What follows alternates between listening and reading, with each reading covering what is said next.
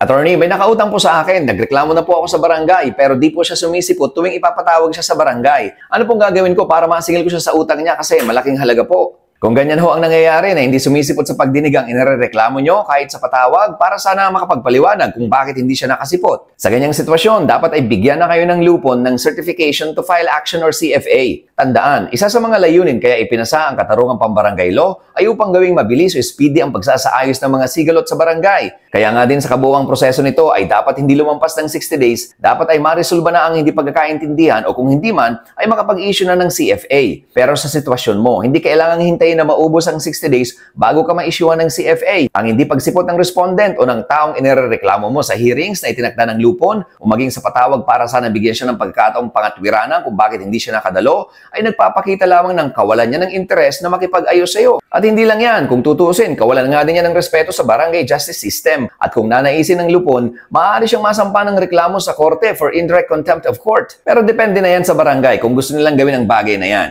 Ngayon, para masingil mo siya, gamitin mo ang CFA sa pagsasampa ng small claims case sa first level court, gaya ng municipal trial court na nakakasakop sa inyong lugar. Tandaan lang, dapat ang pagkakautang niya sa iyo ay hindi lalagpas ng 1,000,000 piso para pasok pa sa small claims case. Siguraduhin din na nakapagpadala ka na ng demand letter at hindi nga siya nagbayad bago mo isampa ang reklamo.